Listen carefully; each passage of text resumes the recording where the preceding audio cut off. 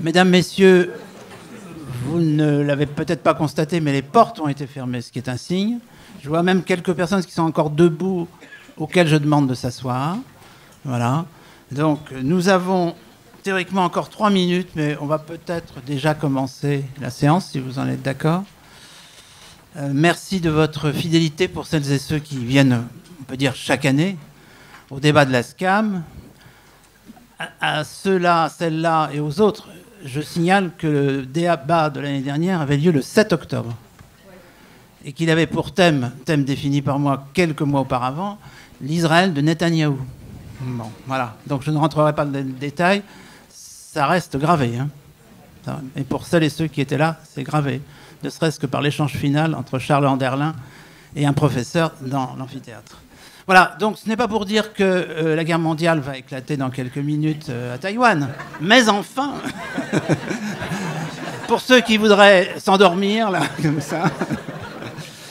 Voilà. Bon, quelques mots pour présenter la SCAM, Société civile des auteurs multimédia.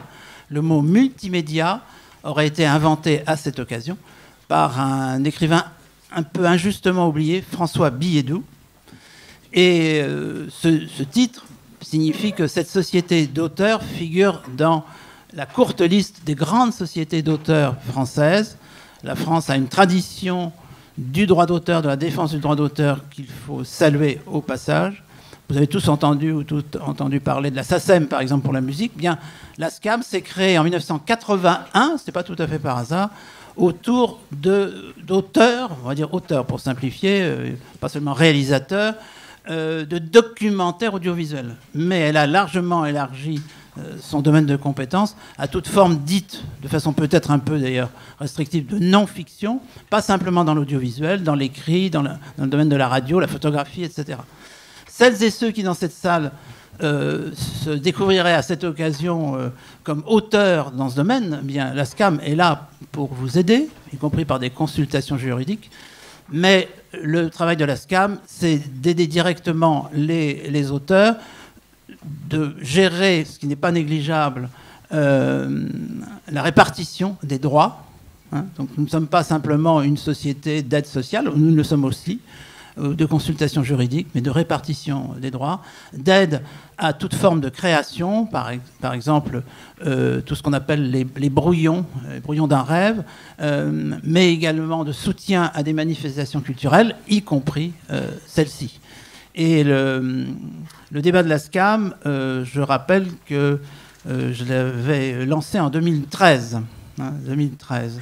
À l'époque, c'était la confrontation, comme cet après-midi, d'un ou d'une historienne, d'un ou d'une journaliste, autour, là c'était la Syrie, peut-être que certaines personnes étaient présentes à l'époque de Hafez el-Assad, etc. C'était Maurice Sartre, qui est toujours présent parmi nous d'ailleurs, en ce moment au rendez-vous de l'histoire, grand spécialiste de la Syrie antique, donc de la Syrie contemporaine, ami du peuple syrien, qui avait vécu une bonne partie de sa vie en Syrie, face à Florence Aubenas, qui rentrait de Syrie, si j'ose dire. Voilà, ça s'était tellement bien passé qu'on a décidé de continuer. On continue jusqu'à cet après-midi. On va penser que ça va bien se passer. Voilà. Les deux invités sont connus, je pense, de chacune et chacun d'entre vous, à commencer par Pierre Aski. Je pense que le mot de journaliste le définit très bien, mais on pourrait le décliner correspondant, reporter. D'ailleurs, président de Reporters sans frontières, qui est une ONG, attention, excusez du peu, chroniqueur en particulier dans un domaine qu'il a contribué à installer comme vraiment une grille de lecture capitale du monde contemporain, la géopolitique. Pour celles et ceux d'entre vous qui seraient aussi vieux que moi, donc je pense qu'il n'y en a pas, écoutez, géopolitique il y a 60 ans, soit ça ne voulait rien dire, soit c'était, ambigu. Et maintenant, on peut dire que la géopolitique, c'est pas la question de savoir si elle triomphe, mais en tous les cas, regardez les débats télévisés, par exemple, pour une proxénétion, il y a forcément quelqu'un qui parle au nom de la géopolitique. Et vous avez encore, quand même en face de vous quelqu'un qui est particulièrement légitime, je me permets de le dire, pour parler au nom de la géopolitique, mais pas que. Et je ne vais pas énumérer les différents médias, à commencer par France Inter, où il est présent. Et certaines et certains d'entre vous ont vu hier Nous sommes Taïwan. Nous sommes Taïwan. Nous avons pu obtenir de projeter ce film, sorti sur Arte. Hein. Peut-être 2 mots sur le film. Bonjour à toutes et tous. Magnifique de voir cette salle pleine, et ça fait vraiment plaisir. Nous sommes Taïwan, c'était un film sur l'identité taïwanaise. L'idée était que pour beaucoup de gens, et la simplification médiatique souvent, résume Taïwan à la Chine veut mettre la main sur Taïwan, point. Or, il y a une histoire dont on parlera longuement, il y a une dimension humaine très forte, et cette île a beaucoup de spécificité et de singularité, et ce film essayait de la montrer dans sa complexité, et non pas dans cette vision un peu simpliste ou superficielle. Voilà. Merci Pierre. Emmanuel Linco a plusieurs qualités, dont celle d'avoir été il y a longtemps mon étudiant. Je le précise parce qu'il peut y avoir un conflit d'intérêts, n'est-ce pas? Voilà. Mais il a volé de ses propres ailes assez vite jusqu'à devenir professeur des universités à l'Institut catholique de Paris, où il a créé la Fondation d'études chinoises contemporaines. C'était bien la formule, d'études chinoises contemporaines, avec une approche globalement d'histoire culturelle, sur laquelle il sera peut-être amené à revenir dans la discussion, et plus précisément dans les premières années de son travail sur la Chine, car vous avez en face de vous un homme qui a une compétence, alors là, on peut dire géopolitique, bien au-delà de la Chine, en particulier en Asie centrale, mais je n'en dirai pas plus. Histoire culturelle, mais assez précisément et de façon pionnière. Alors là, on est à la fin du XXe siècle, début du XXIe siècle, dans le domaine de l'art contemporain chinois, qui aujourd'hui va de soi. Je veux dire, tous les spéculateurs savent qu'il y a un art contemporain chinois, mais à l'époque où Emmanuel s'est intéressé à l'art contemporain chinois, il aurait pu devenir un spéculateur précoce. Oui. Ça, c'est clair. Et il aurait dû. Voilà. Donc, je signalais le film de Pierre. On signalera sans doute au passage des livres de Pierre. Pour Emmanuel Linco, je signale, parmi d'autres, mais il est de 2023, le très grand jeu Pékin face à l'Asie centrale aux éditions du Cerf. Alors, commençons de façon peut-être assez classique. Vous avez l'espace devant les yeux, mais qu'est-ce qu'est l'espace sans le temps et vice-versa? Peut-être que Emmanuel, relayé ensuite par Pierre, pourrait nous rappeler pourquoi finalement, à partir d'un certain moment, on distingue cette île qui s'est appelée, d'un point de vue occidental, Formose. Enfin, dans ma jeunesse, on disait Formose. Donc vous voyez à quel point je suis vieux quand même. Et donc est devenue Taïwan. Mais que s'est-il donc passé entre, je dirais, le XVIe siècle et les lendemains de la Seconde Guerre mondiale? J'ai 2 minutes pour... 2 minutes et demie. 2 minutes et demie. Bon.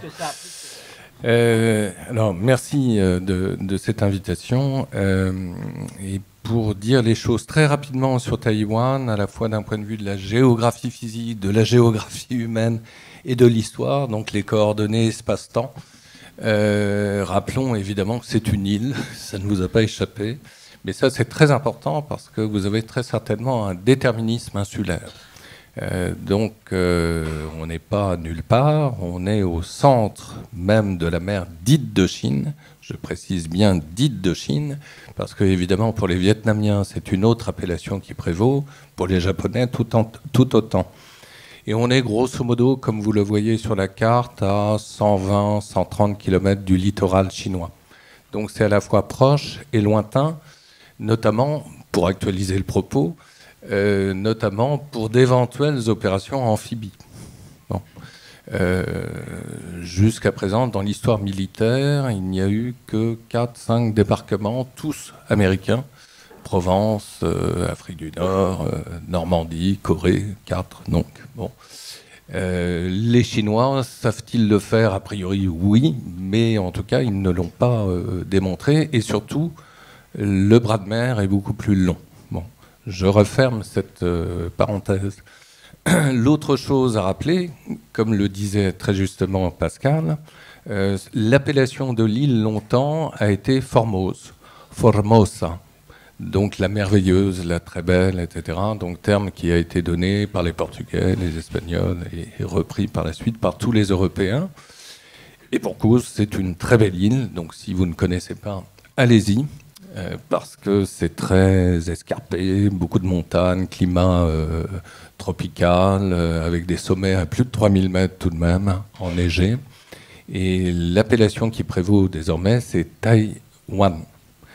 Tai signifie en chinois les hauts plateaux, Wan les criques. Comprenez, et ça c'est très important d'un point de vue de l'imaginaire, c'est un lieu de relégation et un lieu de piraterie, de très haute piraterie. Donc tous les Japonais, évidemment, allaient se réfugier, les flibustiers, etc., dans la région justement des fjords. Et ils sont très nombreux. Bon. Et ça, il faut le rappeler aussi parce que ce déterminisme géographique conditionne des opérations de débarquement, bien sûr. On n'est pas dans les plaines de l'Asie centrale ou de l'Ukraine. On est tout de suite dans des régions de montagne et de jungle. Donc ça complexifie évidemment l'éventualité d'une invasion. Deuxième ou troisième chose, déjà, 26 millions d'habitants. Bon, donc c'est l'équivalent des Pays-Bas. C'est un département, un gros département français, un peu plus. Donc c'est tout petit par rapport à la masse continentale et démographique de la Chine voisine. 1,3 milliard d'habitants, désormais deuxième population du monde, après celle de l'Inde. Bon. Donc a priori, comme dit l'autre, c'est plié. C'est pas du tout le même rapport de force. Sauf que, et là on va entrer évidemment dans le vif du sujet, vous avez une population particulièrement aguerrie, pour des raisons XY historiques tout d'abord, c'est-à-dire qu'on est officieusement en guerre depuis, entre guillemets, toujours. Hein, donc la guerre civile continue d'une manière latente, évidemment, à se prolonger depuis au moins 1949, depuis que Chiang Kai-shek et la République de Chine s'y sont réfugiés. Dans des conditions, alors je le lis très vite parce que c'est une chose qu'on va peut-être oublier, dans des conditions, il faut bien le dire, assez chaotiques. C'est-à-dire que ce sont 2 millions de personnes, et essentiellement des hommes, des militaires, défaits de surcroît. Donc imaginez le degré de frustration de ces militaires qui débarquent sur une île qui, quelques années plus tôt, était encore une colonie japonaise. Donc, c'est le choc des cultures. Ils ne sont pas les bienvenus. Et surtout, ça va très mal se passer parce que, de surcroît, c'est un régime autoritaire, une dictature blanche, comme on dit à l'époque de la guerre froide, qui va prévaloir longtemps, jusqu'à, grosso modo, en 1987, jusqu'à l'abolition de la loi martiale. Donc, ça se passe plutôt mal. Et en même temps, Chiang Kai-shek réussit, sur ce petit rocher, à développer des réformes qu'il n'aura pas eu le temps de mener sur le continent chinois. Parce que la guerre, parce que la Chine c'est trop grand, c'est 17 fois la France quand même, hein, donc question d'échelle. Et là, vous avez, je dirais, un laboratoire à sa mesure. Et sans parler de facilité, la chose est rendue a priori d'autant plus aisée que, in extremis, alors que Chiang Kai-shek aurait dû être lâché par les Américains, le général Stilwell, quelques années plus tôt, disait, je cite de Chiang Kai-shek, c'est Mr. Peanuts, donc il vaut vraiment pas grand-chose, sauf qu'on le récupère très vite et on comprend que c'est l'idiot utile et on en a besoin dans le contexte naissant de la guerre froide. Donc, partant, Taïwan va bénéficier des largesses américaines dans tous les domaines. Et en retour, Taïwan, et c'est une constante évidemment jusqu'à aujourd'hui, est une sorte de poste avancé évidemment du dispositif sécuritaire américain dans la région. C'est un porte-avions naturel qui aura été d'ailleurs utilisé par les Américains plus d'une fois, et notamment durant la guerre de Corée, 1950-1953. Donc, qui contrôle Taïwan, contrôle les routes commerciales et le prolongement de celles-ci jusqu'au détroit de Malacca, plus au sud, par où transite le tiers du fret international. Donc, s'il y a une crise dans la région, eh bien, il n'y aura plus d'ordinateurs, il n'y aura plus, etc., d'équipements divers et variés qui nous entourent pour longtemps, sachant que Taïwan, et c'est là toute la symétrie précisément de cette île, que ne reconnaissent désormais que 15 États dans le monde, dont le Vatican, ce qui prête à sourire, comme le disait si bien Joseph Staline, bonne référence. Le Vatican, combien de divisions? Point de suspension. Bon. Néanmoins, les Taïwanais, évidemment, y tiennent, parce que, encore une fois, il y a très peu de reconnaissance diplomatique de Taïwan, donc de la République de Chine, des États généralement microscopiques. En revanche, Taïwan est l'une des premières puissances économiques du monde. Donc c'est cette asymétrie-là, évidemment, qui est intéressante et qui pèse en faveur de Taïwan.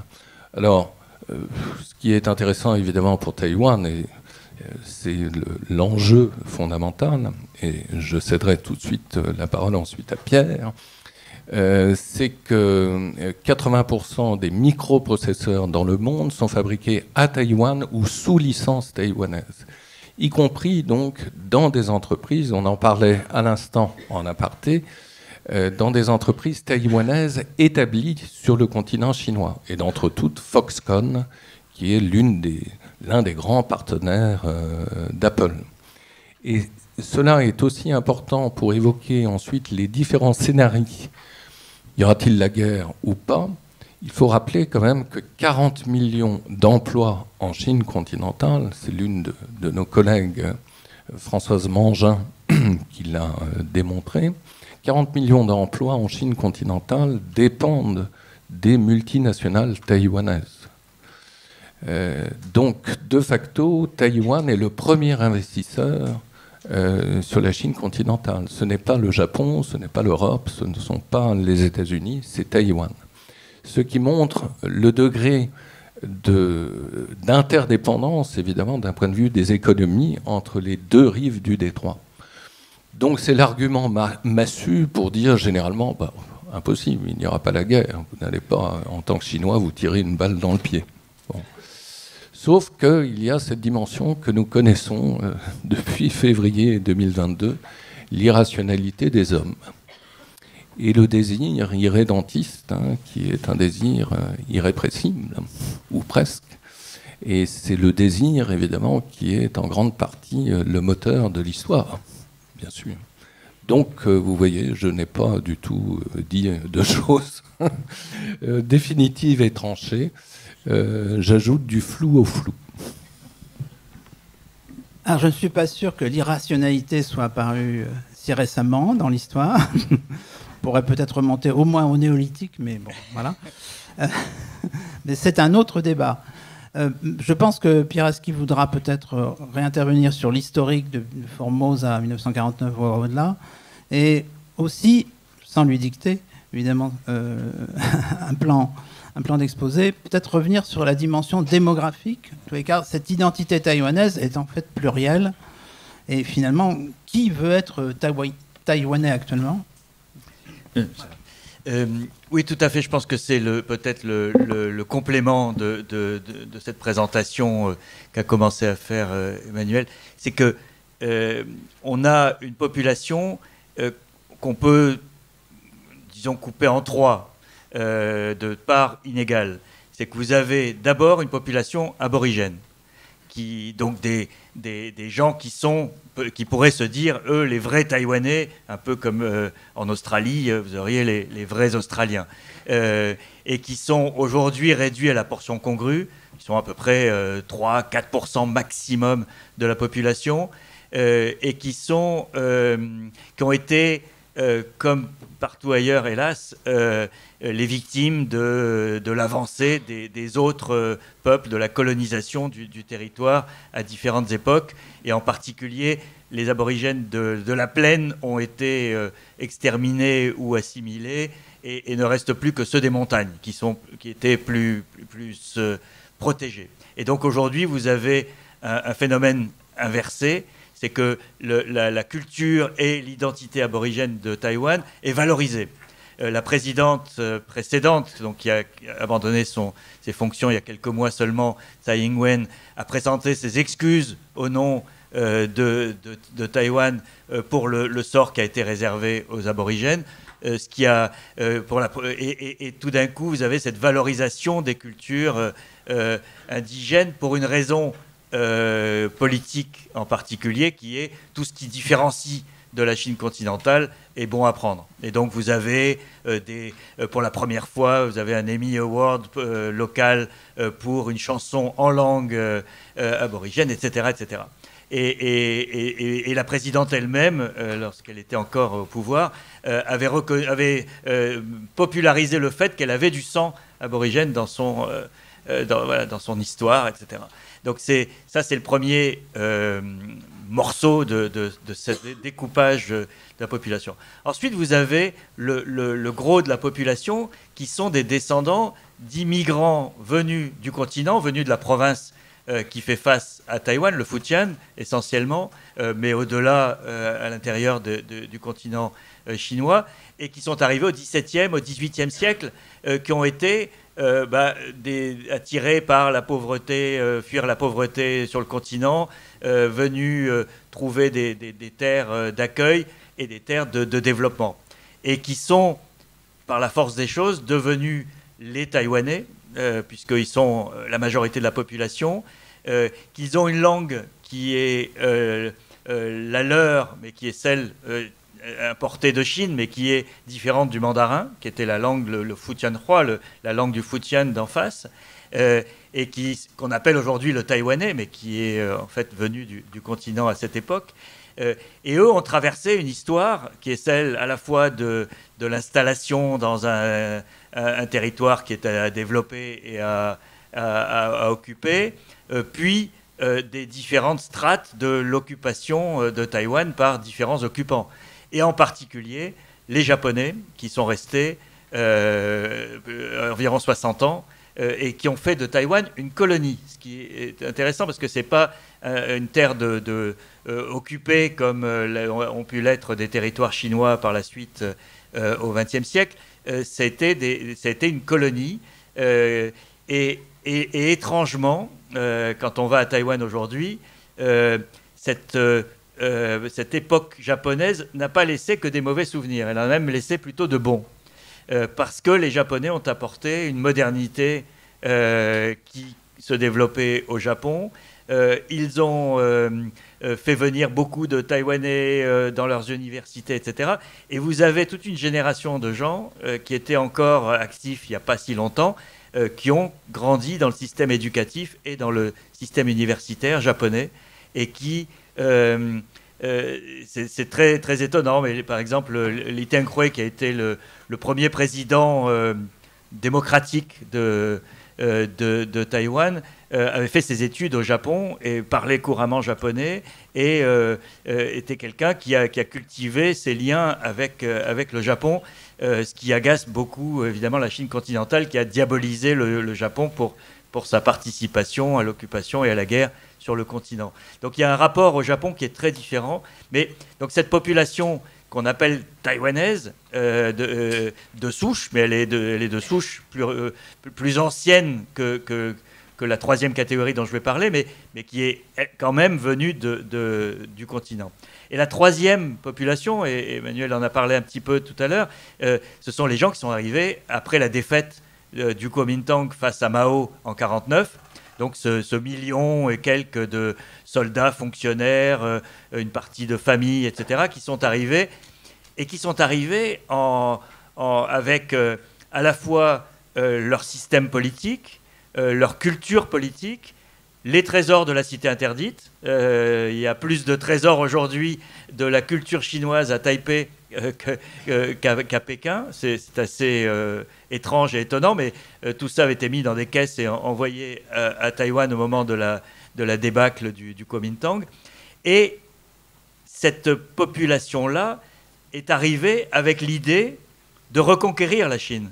Parce que on a tendance aujourd'hui à voir Taïwan comme la proie, mais en 1949, lorsque Chiang Kai-shek est arrivé à Taipei, c'était pour se refaire une santé et repartir à la conquête du continent.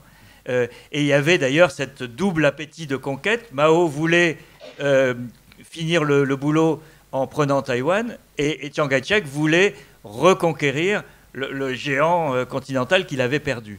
La guerre de Corée a d'ailleurs interrompu ce projet, parce que Mao aurait sans doute lancé ses troupes à l'assaut de Taïwan après sa victoire en 49, donc en 50, s'il n'avait pas dû intervenir en Corée. Il y a 1 million de Chinois qui sont intervenus en Corée. Le fils de Mao est mort dans la guerre de Corée lorsque les Nord-Coréens ont été mis en difficulté par la contre-offensive américaine de MacArthur. Et en fait, les forces chinoises qui étaient exsangues, hein, on était à la fin de la guerre civile, l'État venait à peine d'être créé, l'État communiste, et il n'avait pas les moyens de mener deux fronts à la fois. Et donc, il a abandonné la reconquête de Taïwan ou la conquête tout court de Taïwan pour voler au secours de la Corée du Nord. Et ensuite, vous avez le gel de la guerre froide, c'est-à-dire qu'on a une situation qui n'était pas faite pour durer initialement, puisque chacun voulait conquérir l'autre, et qui s'est installée dans le temps, dans la durée, avec, et c'est un peu la caractéristique de cette période, deux dictatures qui se font face. C'est-à-dire que celle de Taïwan, mise en place par Chiang Kai-shek, n'est pas moins dure et moins féroce que celle que met en place Mao sur le continent. Et simplement, il y en a une qui est communiste et l'autre qui est soutenue par les Américains et qui fait partie de son dispositif de la guerre froide. Et ça, c'est la situation qui s'installe à partir des années 50 et qui dure par la suite. Mais cette population-là, qui est venue avec le Kuomintang, elle a été au pouvoir dans la période de dictature, et ensuite, elle a accompagné l'évolution du pays. C'est que Chiang Kai-shek, à sa mort, a été remplacé par son propre fils. Et il faut savoir que la famille de Chiang Kai-shek et le Kuomintang ont une histoire un peu particulière, parce que avant d'être le fer de lance pro-américain de la guerre froide, ils ont flirté avec les soviétiques. Et le Kuomintang, le fils de Chiang Kai-shek, devenu président, a été formé en Union soviétique. Il en est même revenu avec une femme biélorusse. Et pendant un certain temps, le Comintern à Moscou préférait Chiang Kai-shek à Mao. Chiang Kai-shek était un militaire, il y avait l'académie de Canton qui était le socle de la formation de l'armée, etc. Et les soviétiques étaient plus impressionnés par le Kuomintang que par le Parti communiste chinois. Et donc ils avaient deux fers au feu, ils ont essayé à un moment de les faire travailler ensemble, ça a duré ce que ça a duré, et puis ça a volé en éclats, et il y a eu la guerre civile remportée par Mao. Mais pendant un temps, donc la culture politique du Kuomintang, elle est quand même marquée par cet apport soviétique. Et ça se retrouve lorsque le Kuomintang est au pouvoir à Taïwan, parce qu'on a une structure d'un pouvoir politique qui est bolchevique, pro-américain et capitaliste. Mais la structure mentale est celle qui est héritée de cette formation initiale.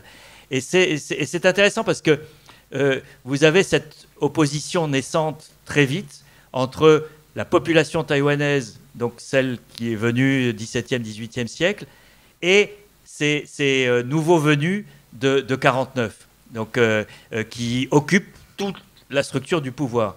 Vous avez un massacre qui est toujours célébré aujourd'hui, commémoré aujourd'hui, qui a été très très dur entre la population locale et les nouveaux arrivants du Kuomintang.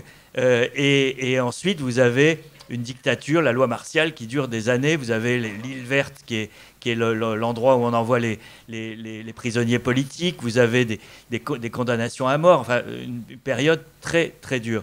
Lorsque Chiang Kai-shek meurt, son fils prend le pouvoir, et son fils amorce l'ouverture du pays. Le pays s'est énormément développé économiquement, et le fils de Chiang Kai-shek, Chiang Ching-kuo, a amorcé la sortie de la dictature, qui a été ensuite formalisée par son successeur du Kuomintang, Lee Teng-hui, dont je parlais tout à l'heure, qui est le premier président né dans l'île.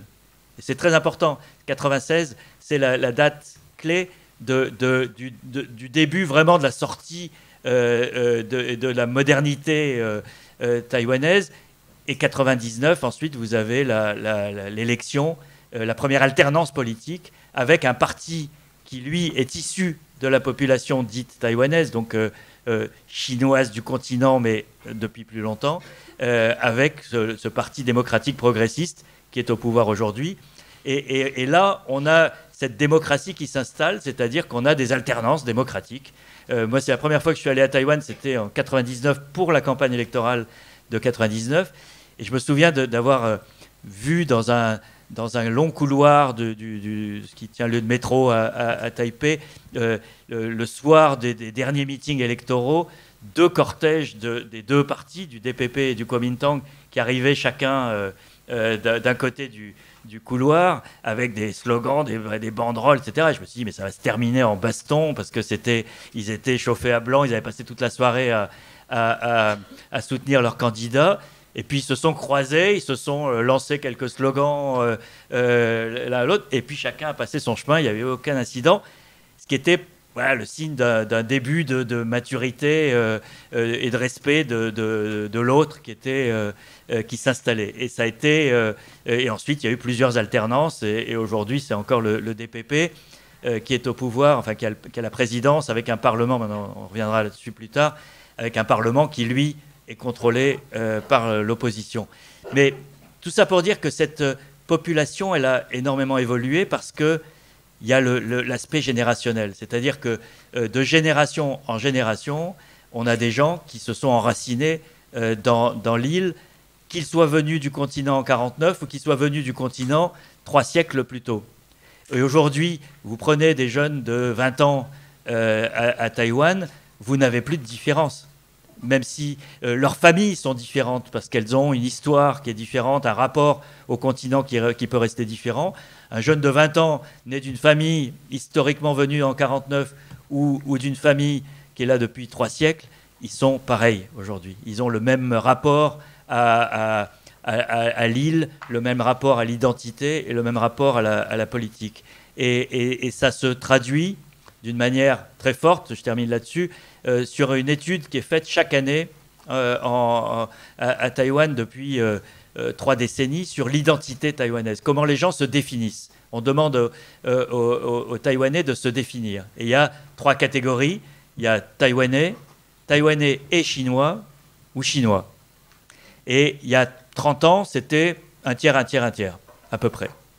Aujourd'hui, c'est 80% Taïwanais, c'est 15% Taïwanais et Chinois, et c'est 3, 4, 5% maximum Chinois. C'est-à-dire que la Chine, l'identité purement chinoise, elle a perdu la bataille. Elle est aujourd'hui marginalisée, totalement minoritaire, pour plusieurs raisons.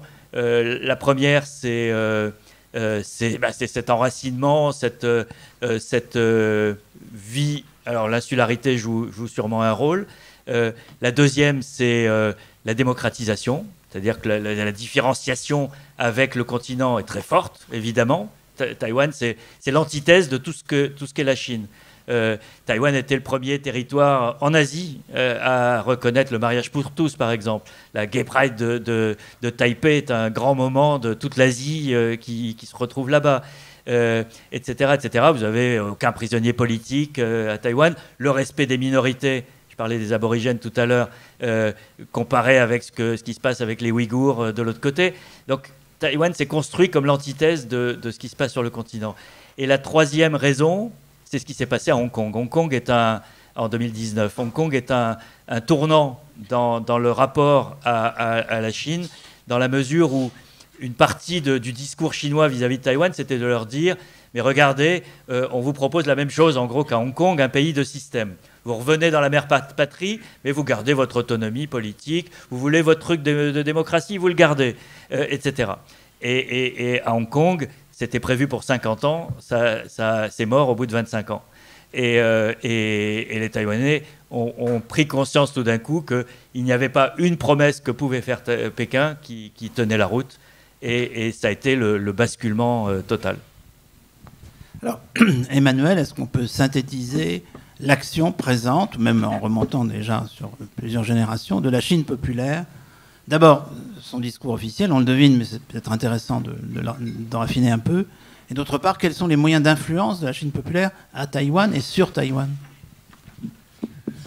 Alors Pierre le disait quelque part, mais c'est une fausse simplicité apparente. Effectivement, Taïwan, c'est l'antithèse de la Chine à tout point de vue, mais depuis assez récemment, comme cela a été rappelé, c'est-à-dire depuis l'abolition de la loi martiale en 87, et surtout le fait que l'opinion taïwanaise ait été confortée en 1989 par le choix irréversible de se lancer vers la démocratie.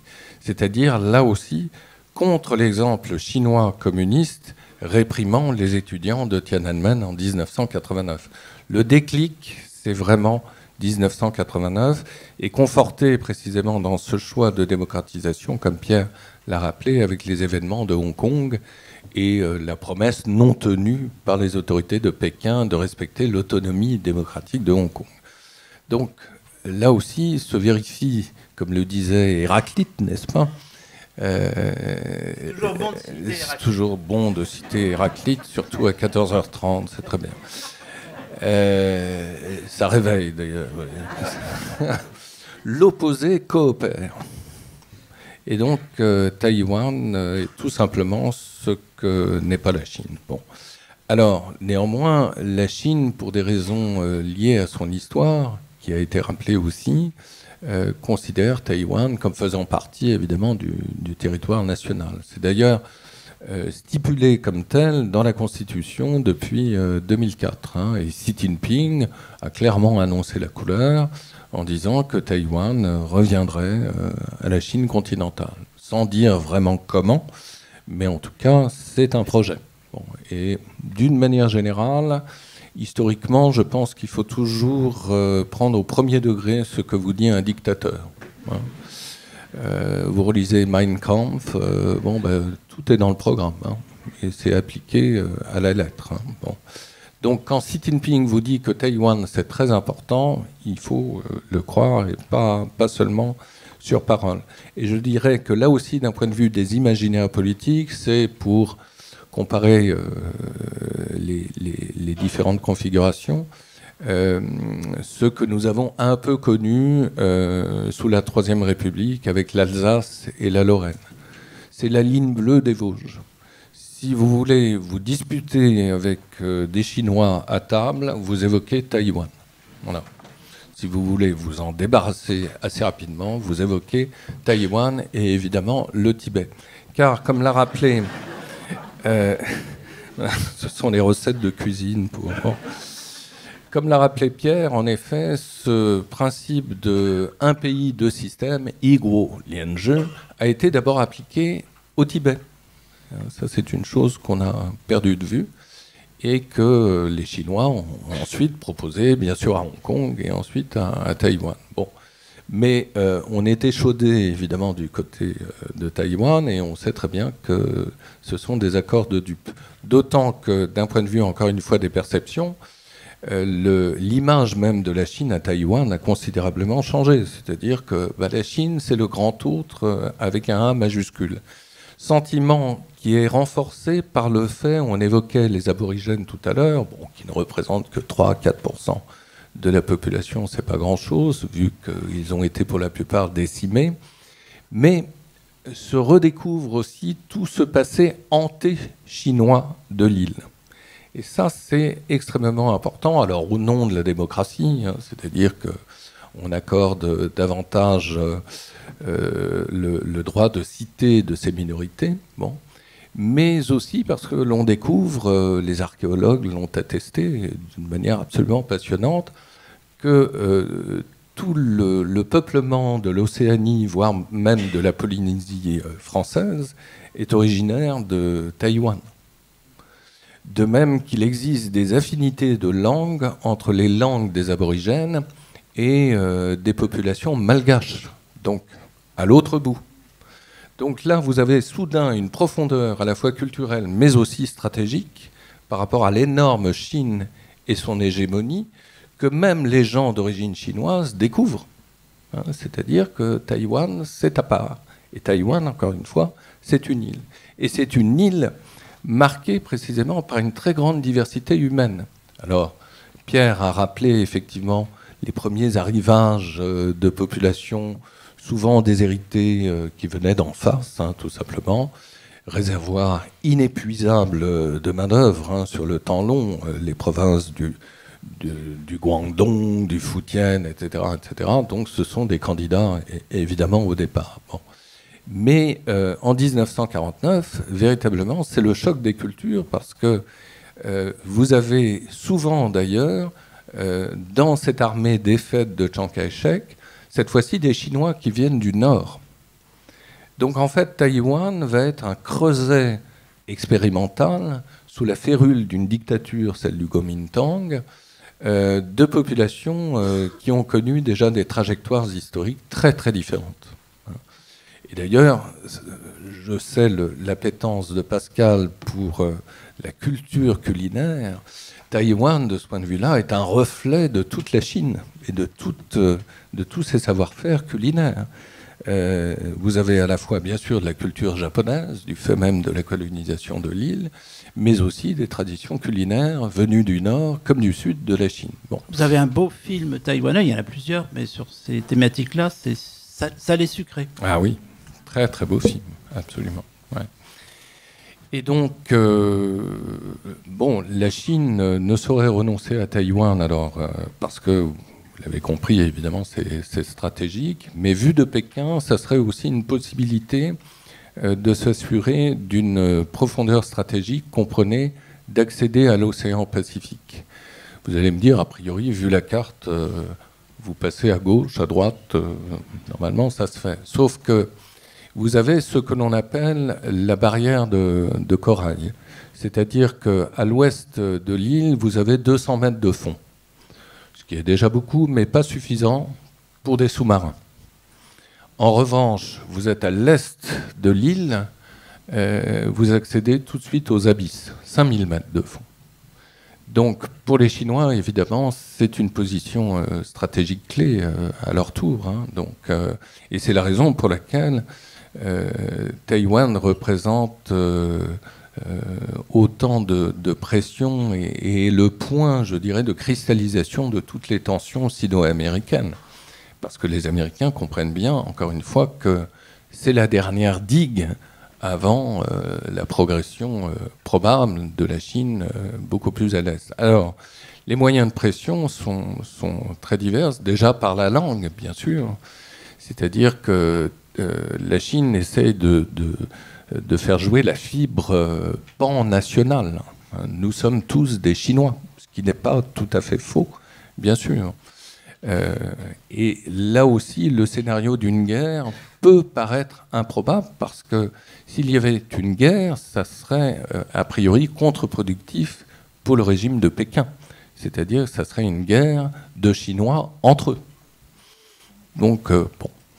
Et l'autre aspect des choses, évidemment, c'est pour Pékin d'exercer une pression qui n'est, à mon avis, pas suffisamment abordée en général dans les débats, c'est la pression économique. Et je pense que s'il n'y a pas de guerre à proprement parler, en tout cas espérons-le, il y aura sans doute en revanche des tentatives d'annexion ou de neutralisation de Taïwan par l'économie. Car toute la région que vous voyez au sud, donc grosso modo Shenzhen, etc., les anciennes zones économiques spéciales créées par Deng Xiaoping dans les années 80, constituent véritablement un aimant. C'est aujourd'hui encore la région du Guangdong, du Grand Sud, la région qui connaît une dynamique de croissance absolument extraordinaire. Donc, comment, en tant que Taïwanais, résister à une telle attractivité précisément du Grand Sud. Donc il est possible, c'est l'un des scénarios possibles, que Taïwan soit in fine annexé par l'économie et non pas par des opérations de guerre, même si la Chine, il y a quelques mois, a clairement démontré sa capacité par le développement de ce que l'on appelle dans le jargon des militaires le déni d'accès, a démontré la capacité donc de neutraliser l'île, donc ses voies de communication, etc. Mais à condition évidemment que la Chine frappe fort et vite sous la forme d'une blitzkrieg avant que les Américains ne rappliquent. Les Américains, c'est-à-dire la 7e flotte du Pacifique, qui est disséminée entre les bases japonaises d'Okinawa ou beaucoup plus loin, à Guam. Nous aurons, chemin faisant, puisque évidemment à partir d'un certain moment la parole sera donnée au peuple sur ces questions-là, on va continuer à développer cette analyse géopolitique. Donc peut-être que Pierre voudra rebondir sur ce que vient de dire Emmanuel en ce qui concerne le projet chinois, on le devine, mais aussi les moyens de ce projet. Et puis il faudra bien qu'on parle des États-Unis et des autres puissances. Pierre. En fait, tout le monde raisonne par rapport à Taïwan en termes de y aura-t-il invasion ou pas. Et de fait, il y a d'autres moyens que l'invasion militaire pour faire plier un pays. Et ce qui est intéressant, il y a une série télévisée taïwanaise qui n'est pas encore accessible, mais ils ont sorti cet été un teaser de quelques minutes avec beaucoup de bruit à Taïwan, et ça a créé un débat national et un écho incroyable. Cette série s'appelle Zero Day, donc le jour zéro, et c'est l'histoire de la conquête de Taïwan par la Chine. C'est une série taïwanaise qui sera diffusée l'année prochaine sur les chaînes taïwanaises, mais qui, déjà, par son scénario qui a été... Voilà, ils ont fait un teaser, enfin, commercialement, c'est très habile, a fait sensation. Et le scénario qui est mis en avant est très intéressant, parce que c'est ça qui fait débat. C'est un blocus de Taïwan par la Chine, et comme Emmanuel l'a dit, ils ont déjà montré leur capacité à faire un blocus naval et aérien, donc à empêcher toute communication de l'île, tout ravitaillement, tout atterrissage d'avions, etc., mais qui n'est pas forcément suivi d'une invasion, et qui est suivi d'une sorte de blitzkrieg, de désinformation, d'attaque numérique, etc., qui vise à diviser les Taïwanais, et qui vise à utiliser toutes les lignes de fracture de la société taïwanaise, et il y en a. Et c'est là que ce scénario est intéressant et inquiétant pour les Taïwanais, c'est que, et qu'il est fait beaucoup dialoguer en ce moment, c'est que la Chine est capable aujourd'hui de travailler sur leur division et leur contradiction pour faire tomber l'île comme un fruit mûr. Et là, on rejoint Sun Tzu et l'art de la guerre, c'est-à-dire de gagner une bataille sans la mener. Et c'est un scénario qui est évidemment conforme à toutes les nouvelles théories de la guerre sur les guerres hybrides, où l'arme, l'utilisation des armes n'est pas nécessairement la priorité, mais une des composantes. Et la désinformation, le cyber, etc., sont des éléments absolument clés. Et ces divisions, on les voit à l'œuvre. Aujourd'hui, vous avez donc le DPP, ce parti démocratique progressiste, qui a gagné la dernière élection présidentielle. Donc c'est le vice-président Lai qui est devenu président. Mais ils ont perdu les élections législatives parce que mécontentement sur les prix de l'immobilier, sur le coût de la vie, sur tout un tas de choses, une corruption qui peut être un problème, etc. Et c'est le Kuomintang qui est arrivé en tête, mais pas majoritaire, ça va rappeler quelques souvenirs, et un troisième parti qui est qu'on pourrait qualifier de populiste qui a pris une part du vote. Et l'alliance des deux derniers a fait que le Kuomintang a été élu à la présidence du Parlement. Et donc vous avez aujourd'hui une situation de cohabitation un peu complexe et qui montre que voilà, on n'a pas une île unifiée derrière son président pour défendre les valeurs, etc. On a une complexité entre une identité politique qui choisit un président qui veut tenir tête à la Chine, mais un Parlement qui exprime un mécontentement et des frustrations par rapport à la gestion de ce parti au cours des 8 dernières années, puisque la présidente précédente a fait 2 mandats. Et donc, c'est cette... et il y a eu des affrontements au Parlement où on en est venu aux mains entre députés, etc., parce qu'il y a des émotions survoltées qui sont à l'œuvre. Donc cette fragilité politique-là, même si c'est une démocratie bien ancrée, elle est encore jeune et fragile, sur laquelle jouent les Chinois. Et dans le scénario de la série, il y a évidemment ce que décrivait Emmanuel, c'est-à-dire la carotte économique. En gros, on vous fait le blocus et on vous présente un deal qui est venez avec nous, vous avez la prospérité, restez avec vos indépendantistes et vous aurez les missiles. Et voilà, il y a un moment où il faut faire un choix. Et c'est très compliqué. Alors, pour être tout à fait complet dans cette histoire, il y a l'homme qui a financé la production de cette série télé. C'est un homme d'affaires taïwanais. Ceux qui ont vu le film hier soir l'auront vu parce que je l'ai interviewé dans le film puisqu'il avait financé déjà des formations à la défense civile, aux premiers soins, à la cybersécurité, etc. C'est un homme qui a fait fortune dans les semi-conducteurs, qui a eu des petits problèmes avec le fisc, je pense, et qui a quitté l'île à un moment, qui habitait à Hong Kong. Et en 2019, il a été témoin de la reprise en main brutale par la Chine. Et voilà, ça lui a fait changer un peu sa vision du monde. Il est retourné à Taipei. Et il s'est investi avec ses milliards dans cette grande cause nationale qui est la prise de conscience et la solidification de la démocratie taïwanaise par rapport au péril chinois. Et donc c'est lui, donc on voit dans le film sur les programmes qu'il finance de défense civile, etc., c'est lui qui a financé la production de cette série télé. Et c'est très intéressant parce qu'on voit bien ce qui se joue dans la société taïwanaise où on a ces différents courants entre ceux... Vous voyez, le Kuomintang aujourd'hui, qui était donc le parti de Chiang Kai-shek, le parti de la réunification, le parti de la reconquête de la Chine, si on remonte plus loin, est aujourd'hui un parti qui ne dit pas qu'il est pour la réunification, mais qui dit, en gros, il faut qu'on ait des relations apaisées, on touche à rien, on fait du commerce, on va voir nos familles et les tombes de nos ancêtres en Chine, etc. Et on fait surtout pas de vagues. Et de l'autre côté, le DPP qui est pour l'affirmation d'une identité taïwanaise.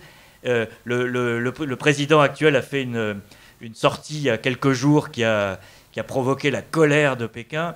Il a dit arrêtez de parler de la Chine, de la République populaire de Chine comme la mère patrie. La République populaire de Chine vient de célébrer ses 75 ans.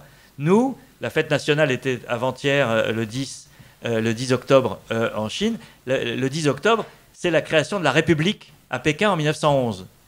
Il dit donc on est antérieur à la République populaire de Chine. Donc comment est-ce que la République populaire de Chine pourrait être la mère patrie d'une république qui, elle, est plus ancienne? Et on est dans toute l'ambiguïté de cette situation.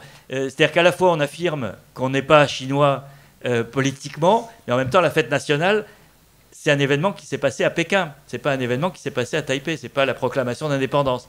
On est dans cette zone grise où à la fois on ne peut pas se débarrasser de l'héritage chinois. On est, comme l'a dit Emmanuel, on est culturellement chinois. Effectivement, tous les restaurants de Taipei sont... vous avez des restaurants sichuanais, du Hunan ou du Guangdong. Et donc, ce rapport à la Chine, il est très complexe et il fait que la Chine peut jouer sur ces cordes sensibles-là pour, à un moment, dire voilà, on a la capacité de vous détruire et les Américains ne viendront pas vous secourir, regardez Kaboul, etc. Et de l'autre, on a cette défense qui, elle, s'appuie à la fois sur les petits moyens du Nil, 25 millions d'habitants maximum face à 1,4 milliard, donc une incapacité de se défendre seul si on en vient à une invasion généralisée, mais tout un réseau d'alliances parce qu'aujourd'hui, Taïwan est un enjeu stratégique dans le monde dans lequel on évolue. Et donc, pour répondre brièvement à la question que tu posais, Pascal, les États-Unis sont évidemment la clé de voûte de ce système. Lorsque les États-Unis ont abandonné la reconnaissance de Taïwan pour celle de Pékin, après le voyage de Nixon à Pékin, etc., le Congrès américain a voté le Taiwan's Relations Act, qui donne obligation à l'administration de défendre Taïwan. Avec une ambiguïté, parce que ce traité ne va pas aussi loin que les traités de défense qu'il y a avec le Japon, avec la Corée ou avec les Philippines, où là, il y a une sorte de défense automatique en cas d'agression, ou l'article 5 de l'OTAN qui prévoit la défense de tous si un est attaqué. Et il n'y a pas ça aussi ouvertement avec Taïwan, mais il y a une obligation de défendre Taïwan. Mais on peut imaginer qu'une administration américaine, celle de Trump par exemple, dise on vous donnera des armes, mais on n'enverra pas de boys pour vous défendre. Et là, Taïwan ne serait pas en mesure de se défendre. Mais les États-Unis ne sont pas le seul acteur. D'abord, l'administration actuelle est de moins en moins ambiguë sur le fait qu'elle défendra Taïwan. J'étais cet été aux Philippines. Comme vous le voyez sur la carte, les Philippines sont le territoire le plus proche de Taïwan. Et il y a 4 bases militaires américaines qui sont en train d'être construites sur la façade maritime la plus proche de Taïwan. C'est-à-dire qu'en cas de conflit, ces 4 bases seront la base arrière de la défense de Taïwan. Et au total, il y a 8 bases américaines qui sont en train d'être construites aux Philippines. Là, on est vraiment dans la reproduction des schémas de la guerre froide, du containment, où on crée des alliances, on crée des installations, des partenariats militaires, on crée des positions de défense, etc. Mais on voit bien aux États-Unis qu'il y a une volatilité politique très forte. Et personne ne peut jurer que dans 6 mois, les États-Unis auront les mêmes positions qu'aujourd'hui. C'est là qu'intervient une dynamique régionale un peu différente. C'est que le Japon est aujourd'hui dans une position, et les Taïwanais le disent ouvertement en disant si les États-Unis ne sont pas là, le Japon sera là. Le Japon est aujourd'hui très engagé, de plus en plus engagé, dans une affirmation stratégique régionale face à la Chine. Et ça passe par la défense de Taïwan. Et c'est un élément capital pour les Taïwanais qui leur donne une sorte d'assurance vie à double détente. Si les Américains ne sont pas là, il y aura les Japonais. Mais on est dans un contexte qui est quand même d'extrême tension. Et on voit bien, vous voyez, cet été, quand j'étais aux Philippines, il y a une histoire qui est très liée à toute cette affaire taïwanaise. C'est toute la bataille pour le contrôle de la mer de Chine méridionale. Les Chinois, en s'appuyant sur des cartes anciennes, ont défini une carte à 9 traits qui leur donne le contrôle de l'essentiel de la mer de Chine méridionale. En empiétant sur la souveraineté du Vietnam, des Philippines, de Taïwan, de l'autre côté il y a le Japon. Bref, ils sont en conflit avec quasiment tous leurs voisins sur ce point. Les Philippines ont décidé de se mettre en avant dans l'affirmation de leurs droits.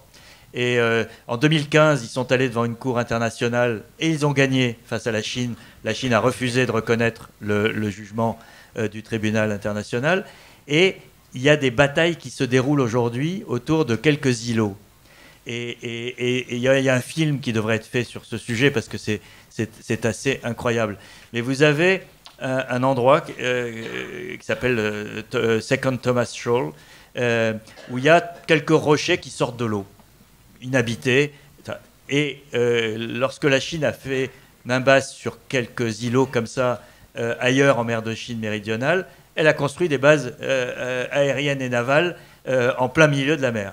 Donc, et donc les Philippins savent très bien que si ça se passe là, ils auront perdu pour toujours le contrôle de cette zone. Et donc ils ont échoué, eux n'ont pas les moyens de construire des bases comme les Chinois, ils ont fait échouer, il y a 10 ans maintenant, un vieux cargo rouillé de la Seconde Guerre mondiale qui s'appelle le Sierra Madre, je croyais dans un western, et qui a été échoué sur ces rochers. Et il y a une garnison philippine qui est à bord de cette carcasse rouillée. Et tous les mois, vous avez un bateau qui vient renouveler la garnison, apporter de l'eau et du ravitaillement, etc. Ça s'est bien passé pendant quelques années, mais depuis que les Philippines ont autorisé les Américains à construire ces bases, les Chinois veulent empêcher, veulent marquer leur territoire aussi. Et donc, il y a eu au moins 2 incidents depuis ces dernières semaines où des gardes-côtes chinois ont éperonné, ou je ne sais pas comment on dit, éperonné, oui, les bateaux philippins qui allaient apporter le ravitaillement. Il y a eu des attaques, alors pas armées, mais à la machette et au lance à incendie, parce qu'on sait très bien que si demain il y a une attaque au canon ou à l'arme à feu, les Philippins pourraient invoquer le traité avec les États-Unis. Pour l'instant, ils ne le font pas. Et donc, on a cette situation de tension extrême autour d'enjeux qui sont à la fois totalement symboliques, ce cargo rouillé au milieu de la mer, mais en même temps qui sont des enjeux de souveraineté pour un pays qui ne veut pas se laisser prendre son territoire. Et là, on retrouve toute la zone un peu plus large de l'Asie du Sud-Est, qui est prise entre ces deux feux, entre le désir de ne pas se couper de la Chine pour des raisons économiques et de ne pas se couper des États-Unis pour rééquilibrer la puissance chinoise. Et cette contradiction-là, elle est aujourd'hui au centre de la recomposition de toute cette région. Oui, on s'étonne que ce cargo rouillé sur un rocher philippin n'ait pas déjà fait l'objet d'un film, mais ça finira bien par se produire. Avant de donner la parole, peut-être en dernier, avant vous... Je l'ai vu récemment à la télé. Donc, ah bon? Chicago me dit quelque chose. Non, il y a des reportages. Non, oui, non, oui. mais moi je parlais parle d'une fiction. L'épopée du Sierra Madre, voilà. C'est avec Brad Pitt et... Voilà. et donc, avant de donner à Emmanuel peut-être la parole pour revenir, je suppose, sur les grandes puissances, parce que, évidemment, significativement, on n'a pas parlé de l'Union européenne. On n'a même pas parlé de la France. Je ne veux pas me couvrir de ridicule, mais enfin, bon, après tout... Alors, non, mais ce serait... une petite parenthèse malgré tout. Mais voilà. L'ancienne présidente Tsai Ing-wen, donc, qui a quitté le pouvoir il y a quelques mois, sera à Paris dans quelques jours. Elle fait une tournée en Europe. Donc, elle est simple citoyenne, mais enfin, ex-présidente taïwanaise, c'est pas rien. Et elle sera à Bruxelles au Parlement européen. Elle sera d'abord à Prague, à une conférence internationale. Et ensuite à Paris. Et elle devait aller ensuite à Londres. Et le gouvernement britannique, c'est dans le Guardian de ce matin, a demandé aux Taïwanais de repousser sa visite parce que le ministre des Affaires étrangères britannique devait se rendre dans quelques jours à Pékin et recevoir l'ancienne présidente taïwanaise à Londres, même en visite officieuse. C'était la garantie de l'échec absolu de cette visite à Pékin. Et on voit bien comment on marche sur des œufs lorsqu'on a des contacts politiques avec Taïwan. Mais en tout cas, l'ex-présidente sera à Paris la semaine prochaine.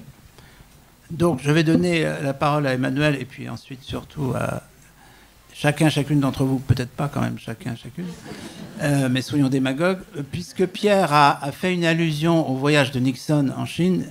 J'espère que tous les amateurs de géopolitique, mais surtout les amoureux d'art lyrique, connaissent ce superbe opéra de John Adams. Voilà, Nixon in China. Si vous ne connaissez pas cet opéra et que vous prétendez vous intéresser à la musique et à l'opéra, non.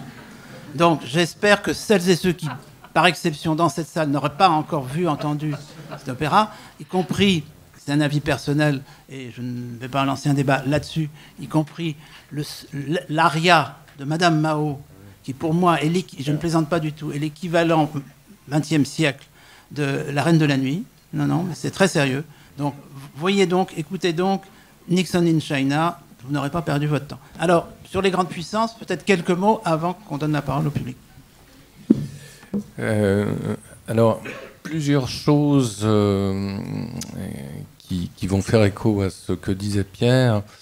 L'intérêt des Américains est effectivement un intérêt dual, parce que existe depuis 1979 le Taiwan Relations Act, qui est moins contraignant qu'on ne le dit. C'est moins contraignant que le traité de défense, effectivement, qui lie le Japon aux États-Unis, le traité dit de San Francisco de 1952.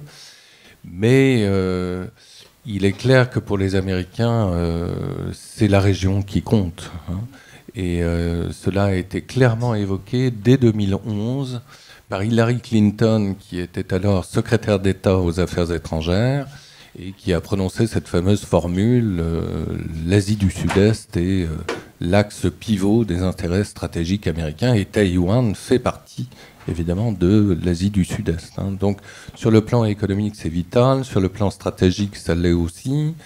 La question japonaise en effet est très importante parce que vous le savez sans doute, feu Shinzo Abe, l'ancien Premier ministre japonais, a amendé la constitution japonaise et son article 9 qui ne permettait pas aux forces d'autodéfense japonaises d'intervenir en dehors de son périmètre de sécurité. Or désormais c'est non seulement possible, mais ces forces peuvent accompagner les forces américaines au cas où celles-ci seraient agressées. Donc, par délégation, effectivement, dans le pire des cas, et si Donald Trump était élu, le Japon interviendrait très certainement, hein. Donc, le rapport de force montre bien qu'il y a un intérêt soutenu, évidemment, pour l'ensemble de la région. Quant à l'Union européenne, bon, on ne peut pas dire qu'elle ne fasse rien. C'est-à-dire que chaque navire militaire de l'Union européenne croise au large de Taïwan, notamment souvent la frégate française Vendémiaire, qui est habituée à ces eaux. Et c'est une façon de rappeler justement la nécessité pour la Chine et de la mettre devant ses obligations de respecter le droit maritime international qu'elle a pourtant ratifié, hein, il faut le rappeler. Pourquoi la raison est très simple, hein, c'est pas seulement des arguties juridiques. Si un jour la Chine sanctuarise l'ensemble de la région, elle peut très bien, du jour au lendemain, dire à un armateur marseillais qui entend livrer du pétrole raffiné au Japon, si vous voulez passer par la mer de Chine, ça va vous coûter $1 million la journée. Bon. Et ça, évidemment, c'est contraire à la liberté de circulation et à la liberté de commerce, hein. Donc, il y a évidemment avant tout des intérêts économiques autour de cette affaire. Mais cette affaire, par ailleurs, nous renvoie bien sûr aux contradictions occidentales. Ça, c'est clair. Et on peut évoquer bien sûr la fameuse déclaration d'Emmanuel Macron à son retour de Chine en avril 2023. Et on peut supposer évidemment que les Chinois se sont frottés les mains à cette occasion en disant « Ah voilà, un vrai ami de la Chine ». Et pour cause, Emmanuel Macron a dit que s'il y avait une guerre entre Taïwan et la Chine, la France n'interviendrait pas. Alors, évidemment, ça a provoqué un tollé, et surtout, je dirais que c'est assez maladroit, mais c'est pas la première fois, évidemment, sans doute pas la dernière, non plus que du côté américain, Souvenez-vous de Barack Obama par rapport à la Syrie, qui disait attendez, attention, il y a une ligne rouge, l'usage des gaz contre la population, et si vous utilisez les gaz, nous interviendrons. Bachar al-Assad a utilisé les gaz et l'armée américaine n'est jamais intervenue. Donc le b.a.-ba de la diplomatie et du langage diplomatique, c'est de ne jamais dire où sont les lignes rouges. Un diplomate n'est pas un notaire. Un diplomate a souvent plus à faire avec la poésie qu'un notaire. C'est-à-dire qu'il faut rester dans le flou, dans l'indistinct, et montrer à l'autre qu'on a des intentions probables, mais on ne sait pas lesquelles. Voilà, il faut toujours rester dans le flou. Et ça, manifestement, les diplomates occidentaux savent de moins en moins faire. Bon. Ça, c'est le premier point. En tout cas, on peut reconnaître à Emmanuel Macron, alors là, de ce point de vue-là, brut de décoffrage, une déclaration très, très réelle par rapport à l'état des forces et l'état des forces françaises. Ça, c'est clair. On ne va pas s'embarrasser d'un second front alors que tous les généraux à la retraite qui interviennent sur le plateau de LCI, notamment, ne cessent de vous dire que si jamais il y avait une guerre directe entre la France et la Russie, l'armée française serait enfoncée en 3 jours. Tout simplement parce qu'on n'a pas de munitions.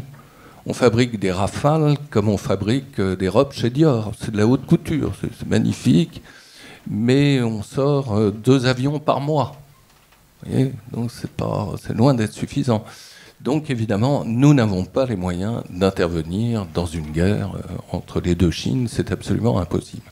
En revanche, je pense qu'il y a une autre chose qu'il faut avoir à l'esprit et qui nous renvoie finalement à l'état du duopole russo-chinois, c'est que chacun de ces États, Pékin, Moscou, partage évidemment une culture impériale.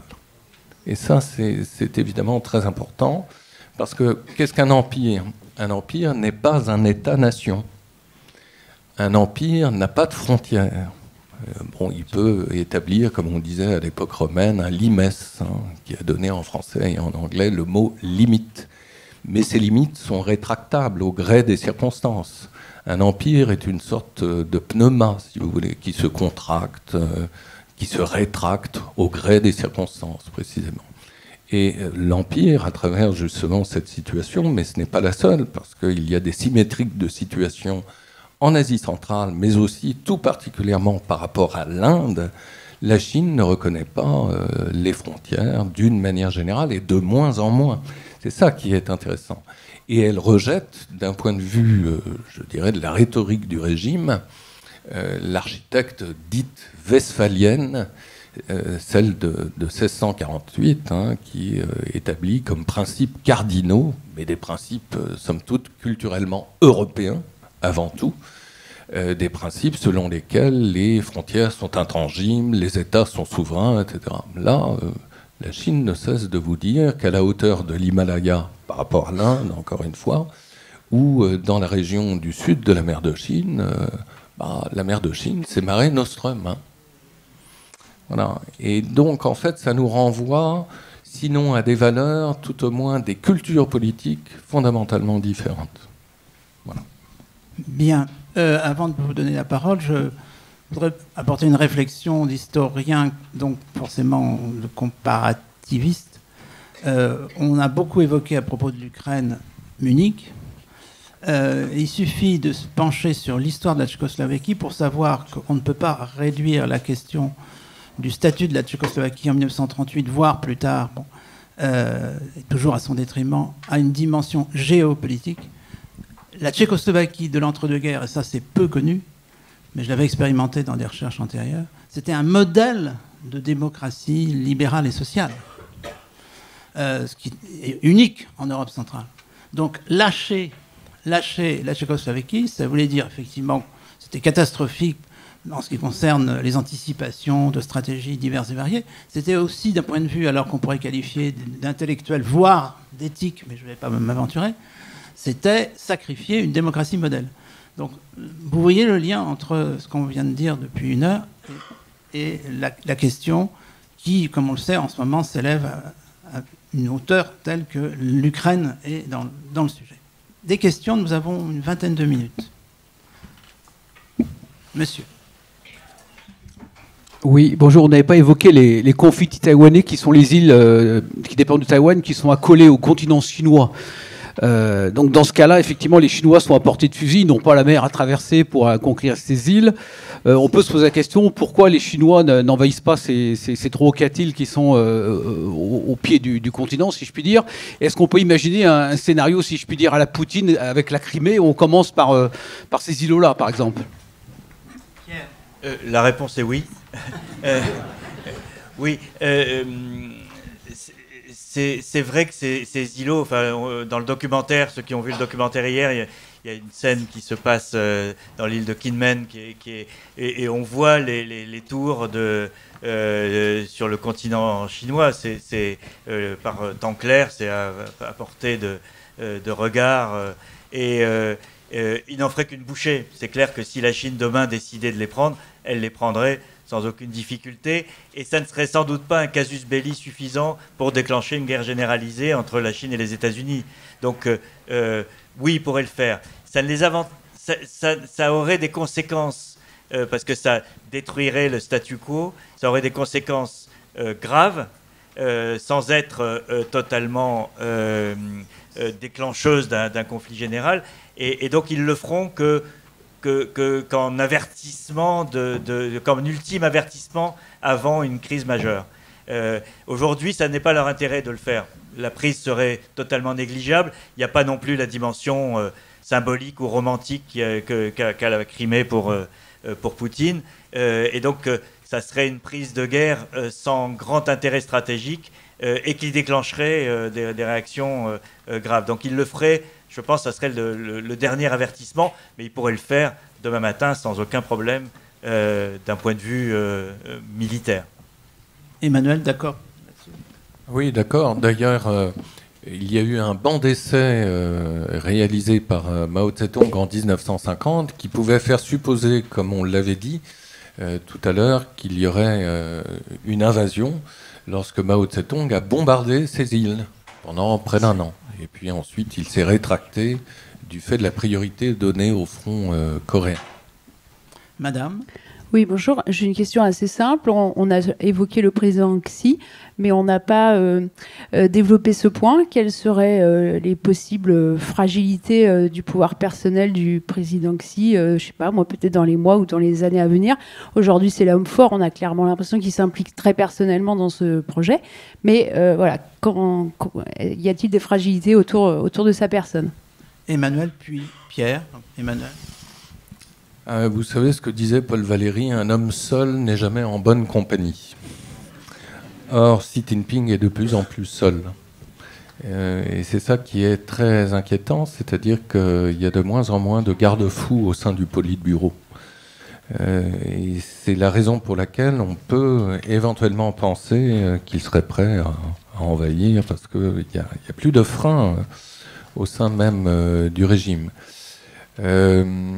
Alors, sans faire de la psychologie de bazar, Xi Jinping est un homme qui, de toute façon, a un mobile fort, celui de la revanche sociale, qui se confond aussi avec une revanche nationale. Ça me paraît important. On ne va pas rappeler tout le pédigré de Xi Jinping, mais je pense évidemment que les traits caractéristiques psychologiques de Xi Jinping et son histoire propre expliquent beaucoup de choses justement par rapport à ses intentions. Il faut rappeler que Xi Jinping, à 13 ans, est déporté comme 16 autres millions de jeunes instruits au commencement de la révolution culturelle. Sa sœur est suicidée.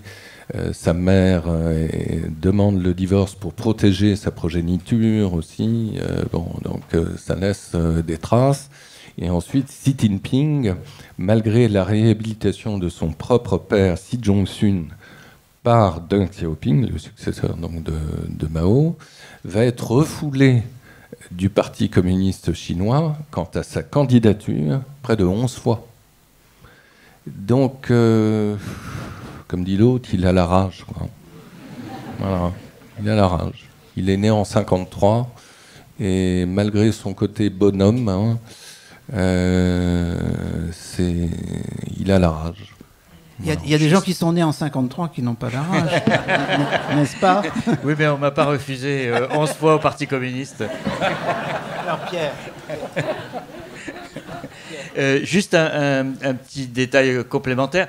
Il se trouve que j'étais dans ce voyage d'Emmanuel Macron en Chine l'année dernière, quand il a fait cette déclaration sur Taïwan. Mais il nous a raconté, à nous journalistes, ses entretiens avec Xi Jinping. Et il avait été frappé par le fait que Xi Jinping disait lorsqu'on parle d'indépendance de Taïwan, on m'humilie. C'est-à-dire que Xi Jinping personnalisait la question. C'était pas on humilie la Chine, c'est on m'humilie, moi, Xi Jinping, président de la République populaire de Chine. Et c'était assez frappant de voir cette personnification du problème qui signifie aussi que c'est lui qui veut le résoudre. Et donc, aujourd'hui, il est au pouvoir pour un temps indéterminé qui dépendra de sa santé plus que d'autres choses, puisqu'il a levé tous les verrous sur la durée de ses mandats. Mais on peut effectivement craindre qu'à un moment, il veuille marquer l'histoire par la reconquête de Taïwan. Et donc, parce que la symbolique est très forte, comme on l'a expliqué au début, c'est le dernier point de la guerre civile. C'est l'histoire de 49 qui n'est pas finie, qui n'est pas refermée. Et donc, pour rester dans l'histoire, être celui qui a achevé le travail de Mao, parce que vous avez Mao qui prend le pouvoir, Deng Xiaoping qui ramène Macao et Hong Kong. Et il reste Taïwan. Et si Xi Jinping arrive à ramener Taïwan dans le giron de la Chine, il aura sa place dans l'histoire chinoise. Et je pense que tout dirigeant politique dans tous les systèmes du monde veille à leur place dans l'histoire. Malgré l'excellence des deux invités, je pense que ni l'un ni l'autre, ni sans doute beaucoup de personnes dans cette enceinte, n'a le 06 du docteur Freud. Madame. Vous avez évoqué l'idée d'une invasion terrestre qui serait moins facile à réaliser, mais vous avez aussi évoqué la guerre hybride avec des cyberattaques, des difficultés de navigation ou des embargos sur les transmissions. Est-ce que vous pensez que ces éléments ont déjà commencé de se mettre en place et ça serait une guerre qui serait moins facile à contrer, mais qui serait tout aussi efficace dans les visées de la Chine? Non, je peux, juste en un mot, là encore, je vais vous renvoyer au documentaire, mais il y a un personnage incroyable dans le contexte taïwanais, c'est Audrey Tang. Audrey Tang était dans l'administration précédente, ministre du numérique. Et Audrey Tang, c'est un ancien hacker, transsexuel, anarchiste, qui a été nommé ministre du numérique et qui est une, moi je l'ai rencontré plusieurs fois, qui est une femme incroyable, et qui a été en charge de préparer Taïwan aux cyberattaques. Et elle, la guerre a déjà commencé, la cyberguerre. Tous les jours, il y a des milliers et des milliers d'attaques sur les infrastructures pour pour tester les défenses, pour voir où sont les points de vulnérabilité.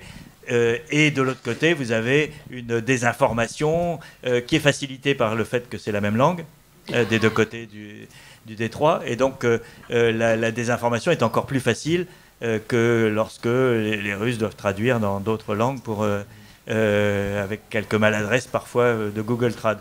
Et donc, oui, la guerre a déjà commencé et elle est au cœur de toutes les stratégies, que ce soit, enfin, c'est pas propre à Taïwan, mais c'est un phénomène mondial aujourd'hui. Oui, donc des milliers de cyberattaques quotidiennes. Hein.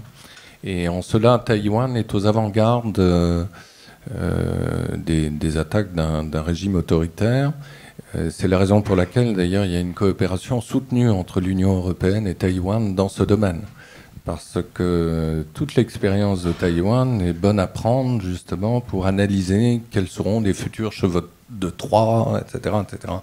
Ça, c'est évidemment important. Et d'ailleurs, pour continuer quelques temps sur ce point-là, Mais nous l'avons dit aussi, bien que Taïwan ne soit pas reconnu comme un État légal par la majorité des pays, et de l'Union européenne tout particulièrement, Taïwan est réapparu sur les écrans radars à la faveur de la Covid-19. Ça, c'est tout à fait extraordinaire. Le président du Sénat tchèque, par exemple, en 2020, en pleine Covid, se rend à Taipei en disant, tel Kennedy, « Je suis un Taïwanais ». En tchèque. Et en tchèque. Mais là, ça a été traduit par Google Trad.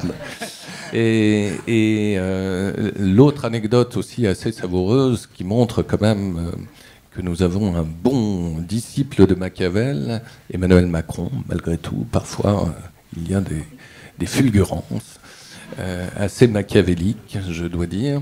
Il raccompagne Wang Yi, ministre des Affaires étrangères, sur le perron de l'Élysée. Donc nous sommes à la fin de la Covid. Donc les deux hommes sont tout sourire. C'était d'ailleurs contraire au protocole parce qu'un président de la République ne reçoit pas seul, en principe, un ministre des Affaires étrangères étranger.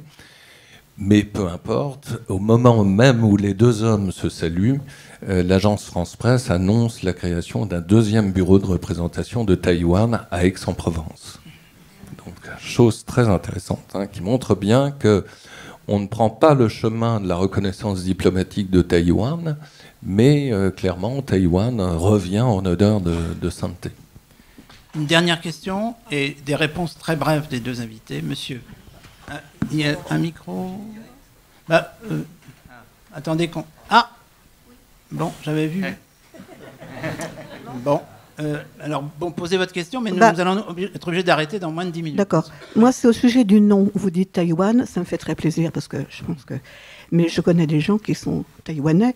Sur leur passeport, c'est marqué République de Chine. Et je sais par expérience, en écoutant, qu'en France, on confond, on dit « toi, tu es chinoise ». Ah, non. À cause du nom République de Chine. Et il y a beaucoup de Taïwanais qui souhaiteraient qu'on abandonne cette appellation, les jeunes, au profit de Taïwan seulement. Merci.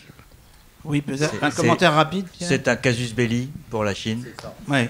Donc, alors là, la guerre se déclenche. Et donc vous savez, le nom, vous avez bien vu aux Jeux Olympiques, c'est Taipei, China Taipei. Donc ça a une importance symbolique, politique très forte. Donc ils ne peuvent pas changer le nom. Donc ils utilisent Taïwan, mais il y a marqué République de Chine. Ils ont sans doute aussi intérêt à garder République de Chine. Mais bon, monsieur. Très rapidement, il y a un pays dont on parle peu, sauf lorsqu'il acquiert quelques sous-marins non français, c'est l'Australie. Je voulais vous demander quel est son positionnement et quelles pourraient être ses capacités d'intervention et si l'Australie est liée par quelques contrats à part économique avec des pays de la région.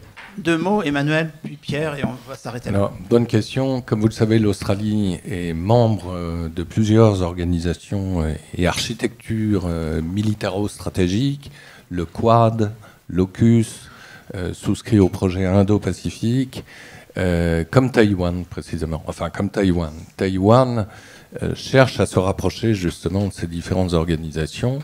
Et pour une raison évidente, c'est que là aussi, on est dans l'antithèse de tout ce que fait la Chine. C'est-à-dire qu'on joue la carte de l'Indo-Pacifique, comme la France d'ailleurs, pour des raisons liées à sa géographie, son outre-mer, etc. Deuxième puissance maritime du monde, ne jamais l'oublier, contre le projet chinois des nouvelles routes de la soie. Donc Taïwan, évidemment, se rapproche de l'Australie. Pierre. Moi, je compléterai par une recommandation de série télé. Secret City sur Netflix. C'est une série australienne. La première saison parle des relations entre l'Australie et la Chine, et vous comprenez tout. La femme de l'ambassadeur de Chine couche avec le ministre australien de la Défense. Je ne veux pas spoiler. Ça, c'est la géopolitique. Et ça en fait partie. Non, mais pour être sérieux, cette série est formidable, comme beaucoup de séries qui ont une toile de fond géopolitique, c'est qu'elle vous permet de manière ludique de comprendre un contexte géopolitique. Et puisqu'on est dans les séries télé, je suis en train de monter un documentaire qui passera en janvier sur Arte, et qui s'appelle L'Amérique en guerre, où on refait. L'Amérique a été en guerre pendant 2 siècles, quasiment non-stop. Les guerres internes, externes, le gendarme du monde, bref, à des titres divers. Et donc, c'est un mélange, un croisement entre l'histoire et la géopolitique. Et on termine évidemment sur cette question, y aura-t-il une guerre avec la Chine ? Donc, lisez les ouvrages de nos 2 invités, regardez leurs films, et n'oubliez pas d'écouter Nixon in China de John Adams.